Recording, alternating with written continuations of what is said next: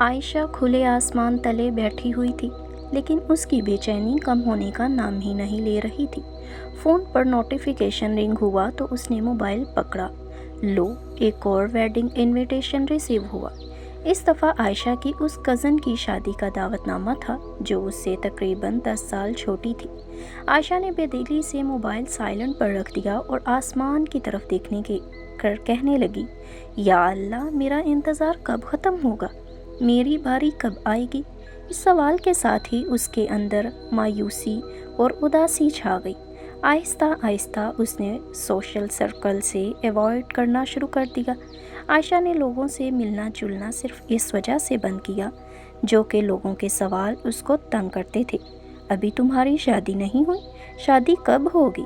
تمہاری عمر گزرے جا رہی ہے، وغیرہ وغیرہ۔ ہفتے مہینے میں اور مہینے سالوں میں بدلنے لگے۔ اب تو عائشہ کو لگنے لگا کہ اس کے اندر ہی کوئی کمی اور کوتاہی ہے جس کی وجہ سے اس کی شادی نہیں ہو پا رہی۔ یہ سوچ ہی اس کے کانفیڈنس کو کم کرنے لگی۔ نمازوں میں خشوع نہ ہونے کے برابر رہ گیا، دعاؤں میں یقین کم ہوتا گیا اور دن خاموشی اور رو رو کر گزرنے لگے۔ ایک دن اس نے اسلامک لائیو گائیڈنس سیشن بک کر لیا۔ جب وہ وہاں گئی تو اس کا چہرہ مایوس، آنکھیں تھکی تھکی اور بے حد درد کی تصویر تھی۔ کاؤنسلر نے مسکرا کر سلام پیش کیا اور عائشہ کو خوش آمدید کہا۔ تھوڑی دیر کے وقفے کے بعد عائشہ نے گفتگو کا آغاز کیا۔ سب اپنی اپنی زندگیوں میں خوش ہیں، سب آگے بڑھ رہے ہیں، لیکن میں ابھی تک وہی ہوں جہاں آج سے 10 سال پہلے تھی۔ میں دعا بھی کرتی ہوں، کوشش بھی کرتی ہوں، اللہ رب العزت کے سامنے گریہ زاری بھی کرتی ہوں، پھر بھی کچھ بدلتا نظر نہیں آتا۔ کاؤنسلر نے تحمل سے بات سنی اور مسکرا کر کہا، عائشہ بیٹے، آپ کو پتہ ہے کہ قرآن ڈیلیز کے بارے میں کیا کہتا ہے؟ پھر انہوں نے قرآن کی ایک آیت کا ترجمہ پڑھا کہ اے بنی آدم، ہو سکتا ہے تو کوئی ایک چیز جسے تم بہت پسند کرتے ہو اس میں تمہارے لیے کوئی خیر موجود نہ ہو، اور ہو سکتا ہے کوئی ایک چیز جسے تم ناپسند کرتے ہو اس میں تمہارے لیے خیر موجود ہو۔ اللہ ہر چیز کو بہتر جانتا ہے جبکہ تم اس کے رازوں کو نہیں جانتے۔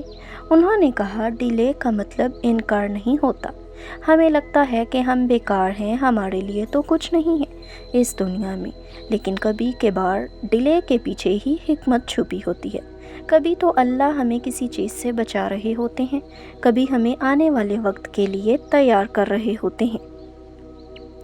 مگر شیطان انسان کے ذہن میں وسوسے ڈال کر اسے مایوسی کی اتھاہ گہرائیوں میں پہنچا دیتا ہے کہ تم تو بہت پیچھے رہ گئی ہو، اب تمہارا کچھ نہیں ہو سکتا، اب تمہاری ساری زندگی ایسے ہی گزرے گی، وغیرہ وغیرہ۔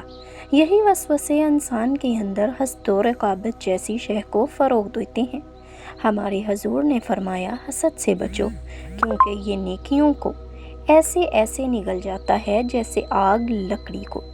کاؤنسلر نے کہا، اپنے سارے معاملات اللہ کے سپرد کر دو اور اس کو اپنے پلانز کا وکیل بنا لو اور اس کے ساتھ کوشش جاری رکھو۔ اللہ سے دعا کرو دل جمی کے ساتھ اور اللہ سے حسن ظن رکھو، وہ کبھی بھی اپنے بندے کو ضائع نہیں کرتا۔ تہجد میں اٹھ کر اس سے دعائیں مانگو، رو رو کر، پکار کر اس اللہ رب العزت سے مانگو، ایسے کہ جیسے ایک چھوٹا بچہ اپنی ماں سے ضد کر کے مانگتا ہے۔ جب بھی کسی کی شادی کا سنو، اس کے لیے دل سے دعا کرو، شکر کی عادت اپنا لو اور اپنے ذہن میں اس بات کو بٹھا لو کہ اللہ اگر دیر کر رہے ہیں تو اسی دیر میں بھلائی ہوگی۔ اگلے چند دنوں میں عائشہ بدلنے لگی۔ اس کے دل میں حسد و رقابت کی جگہ صبر و شکر نے لے لی۔ وہ اپنی دعائیں خشوع اور پورے یقین کے ساتھ مانگنے لگی اور انتظار کو توکل میں بدلنے لگی۔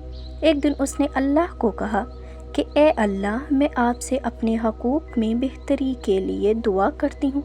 شادی میں ڈیلے ہونا کوئی سزا نہیں ہے، یہ ایک اسپرچول انتظار ہے، یہ ایک روحانی انتظار ہے جہاں اللہ آپ کو ایک بہتر ورژن کے لیے تیار کرتے ہیں۔ ہیلنگ وہاں سے شروع ہوتی ہے جب ہم حسد کو شکر سے کور کر دیتے ہیں اور ڈر کو توکل میں بدل دیتے ہیں۔ یاد رکھیں جس چیز کو پانے کے لیے آپ انتظار کر رہی ہیں وہ بھی آپ کو پانے کے لیے اپنے صحیح وقت کا انتظار کر رہی ہے۔